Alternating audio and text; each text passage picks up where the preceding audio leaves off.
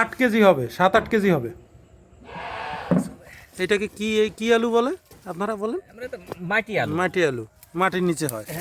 আর এই যে গাছটা, তাই না? এই যে গাছ, এই যে গাছটা উঠছে, এই যে গাছের সাথে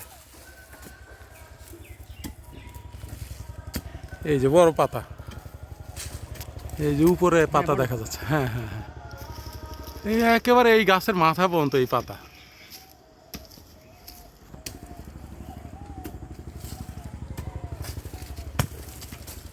এটা মনে হয় বড় হয়েছে।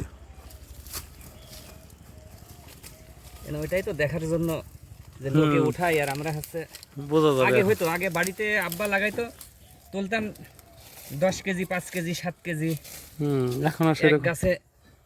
এখন তো এভাবে লাগানো হয় না। এটা কয় বছর আগে লাগাইছেন মনে আছে? 3 বছর। 3 বছর ধরে, তাহলে তো বড় হওয়ার কথা।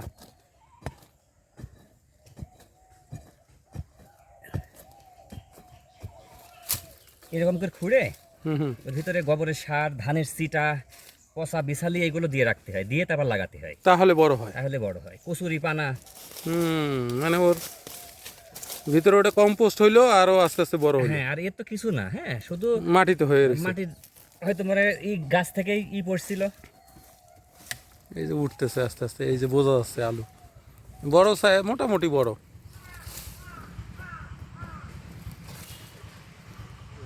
তুলেন এবার, দেখি ওটা কিনা। এই যে এই হচ্ছে টোটাল। এই উপরের ওটুক লাগাই, এই শিকড়টা সহ, এই গাছটা সহ আবার লাগাই রাখতে হবে। এই যে গাছটা, এই যে এখনই করি। হ্যাঁ, এটা লাগাই দেন।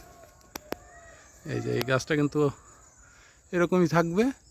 এই দেখেন একবারে সুপারি গাছের মাথায়, সুপারি গাছের মাথায় এই যে ওটুক কেটে এখনই লাগাই।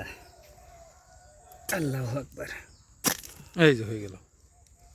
ঠিক আছে, 8 কেজি হবে। 8 কেজি বা 10 কেজি? না, 10 কেজি হবে না। 8 কেজি জিনিস তো হইতে পারে। 8 কেজি হবে। এ তো মাটির মধ্যে হয়েছে, অনেক বড়। এটা কি আর তো কাটা লাগতো?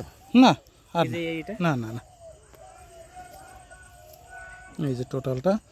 আর এই যে এই শিকড়টা রেখে দেওয়া হলো, সাথে কিছু আলুর অংশও থাকলো, ওইটা থেকেও খাবারটা পাবে। এখান থেকে খাবার পাবে, আবার হবে। হ্যাঁ, আর এই যে গাছটা আবার পুরো হবে। মাশাআল্লাহ, আল্লাহর কি নিয়ামত। মাটির নিচে অবশ্যই এটা 3 বছর এরকম। হ্যাঁ, 3 বছরে এরকম হয়েছে।